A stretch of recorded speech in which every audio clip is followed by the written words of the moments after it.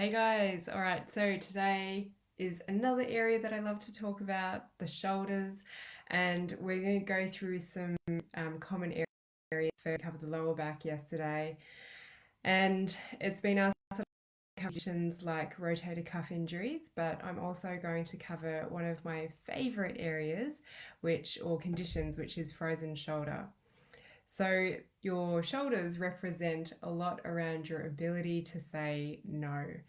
And they lie between what we call our heart chakra through here, your chest, and your throat chakra. So the heart has a lot to do around emotions of love, conditional, unconditional love, acceptance, and nurturing. And your throat is about expression. So, speaking up, your communication, your ability to articulate what it is you want to say. And I'm also going to talk about this area, your cervico-thoracic area, so between your cervicals and your thoracic spine, because although it's not your shoulders, it's in the junction of your shoulders, and it's another thing that I notice people can have issues with, particularly disc issues, or you can see people with that forward head posture, like the little chicken necks. A lot of people who are desk workers get that horrible little lump or hump, the dowager's hump. And this sort of posture or injuries to this area, to me, often indicate a disconnect between your heart and your mind. So what your heart really wants you to do versus what your mind is logically telling you what to do. So yeah, the forward head posture, joint sprains or blockages, disc injuries in that cervico-thoracic area across the shoulder region. So in general, your shoulders hold energy around your sense of responsibility, and we'll often hear people use words such as there's such a burden, or there's the weight of the world on my shoulders, or when something gets taken away from them in a good way, they're like, oh gosh, it just feels like the weight of the world is lifted off my shoulders. I think we're quite familiar with different postures. I think there's a lady called Amy Cuddy who's talked about the power posture and just the biochemistry of our posture as well. But shoulder position can tell you a lot about what's going on. So elevated shoulders, really droopy, depressed shoulders, or protracted, so leaning forwards, protecting, or retracted, so holding the shoulders far back. And sometimes people hold these different positions as a compensation. Yeah, so as I said, I think a lot of us are familiar with that depressed posture. We don't have to talk to someone to be able to tell that they've got more stuff going on. We can just tell by particularly their shoulder position. And this is where I talked a little bit yesterday, I think it was, about when you change your physical structure or you put energy into that area, then you can start to change the emotions. And this is what they talk about, smile when you're unhappy, because our body has learned to trigger that endorphin release, or those happy hormones release. So this is where changing your posture and being more aware of your posture can help you feel better in your mind as well. So getting back to the shoulder, I always like to split stuff into the feminine, the left side, and masculine, your right side. And I often find people with right-sided injuries, the real doers. So remember, they're structured, analytical, very physical, driven. They get out there a lot. And the issue with right shoulder is that they're often giving out too much of their own energy. They're doing too much for others and not enough for themselves. And it can be the physical act of like, yeah, I'll go and shift all that firewood for you or something. That's just really basic. But they give too much of their own physical energy to other people when they're not actually able to. The left side seems to affect a lot of people who take on other people's emotional baggage. So you may be the kind of person who everyone just dumps their problems on you, and for some reason you listen to them. Maybe you don't speak up with your throat chakra and tell them, hey, I can't listen to this right now. And some people, like I can listen to people's problems all day, but I don't take it on personally. I've got a good boundary there. I just don't absorb it. So left side, taking on other people's emotions and an ability to separate themselves from other people's issues. And this can happen a lot with just, worldly issues at the moment as well, is feeling really sensitive to that. And again, it comes back a lot to the position that we put ourselves in, and often our inability to say no to people. So something that to embrace is, and challenge yourself, is to say no to certain things. Like, check in with your body. Does it feel right? And if it doesn't, just say no. And there are polite ways to say it as well. Often when it's coming from your heart, it comes across pretty reasonable.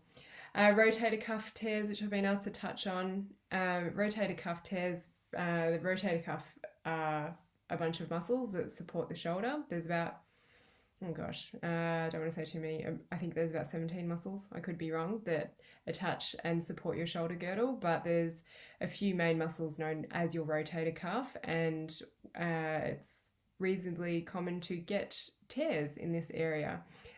Again, I would relate it to right side physically, just wearing out your body. It can't cope anymore. You've fatigued the muscles, and then it can be one minor movement that just tears the muscle. Again, when you're dealing with a lot of the emotional issues, that gets stuck, the energy gets stuck in the tissues and can weaken it, and that's where you can be predisposed to getting those tears. You can start to really look into exactly what muscles were torn and how it presents as well. And now I'm going to go into frozen shoulder, which I'm going to just talk completely off the cuff about. My favorite conditions to treat. One, because I like the challenge of being told I can't treat something. And in the conventional world, a lot of people who have been diagnosed with a frozen shoulder are told there's nothing you can do about it, you just need to live with it. And it's completely not true. And I know that from treating a number of frozen shoulders and having some pretty rapid success with it. So frozen shoulder is this idiopathic condition where they say you can't do that. They don't know what the cause is. Sometimes they can relate it to things like thyroid and diabetics. Sometimes people get it after an injury, but a lot of the time it's spontaneous. And what literally happens is, say you've got your shoulder, sorry, I'm going the wrong way. So the shoulder joint, the ball, and then you've got the socket over here, is that literally the capsule will start to shrink down and restrict the shoulder. So instead of it being able to move freely in the joint, it's now sucked in and it can barely move. And some people can hardly move even a centimetre away from their body.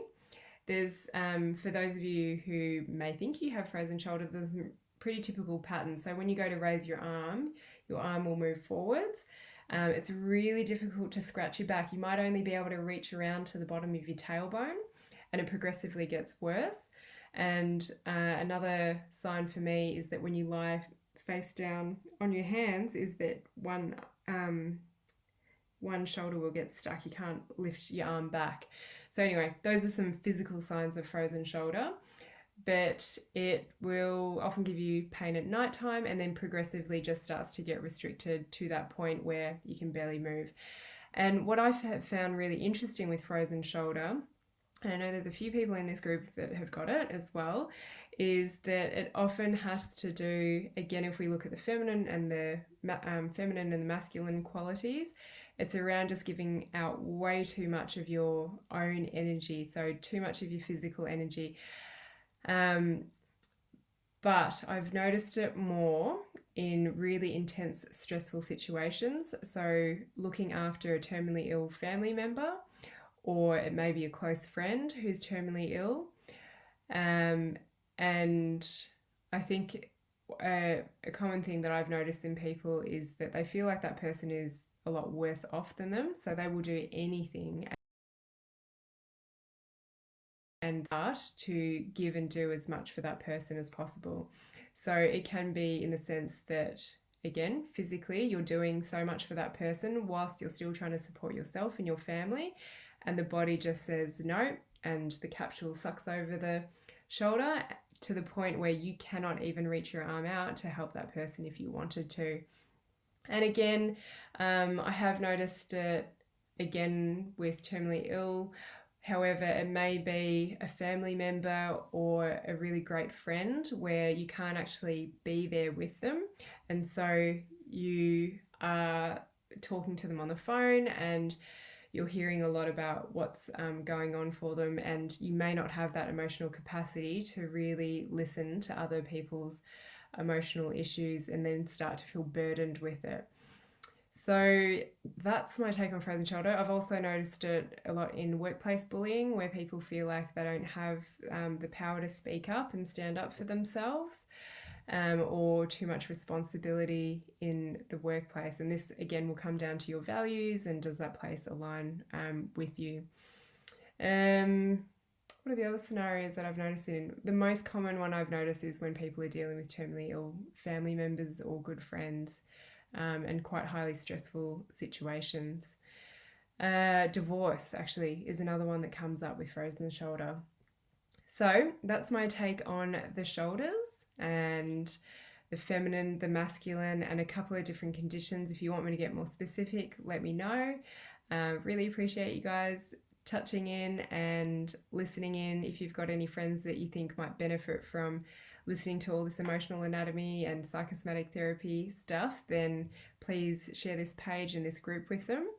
This is where I jump in and I share more. So again, open to your questions and areas that you want me to cover. What does this all lead to, you might ask? This is more about the storytelling of how your body presents, and then it's about reconnecting you, getting you to be aware enough to reconnect you with what it is you truly desire to do with your life, and then start to take those more actionable steps towards that. But we're going to go into more of this storytelling so that you can really create that awareness around how your body presents. Anyway, happy Easter weekend. I'll probably still drop in tomorrow because I've still got lots to share with you. Thanks and good night.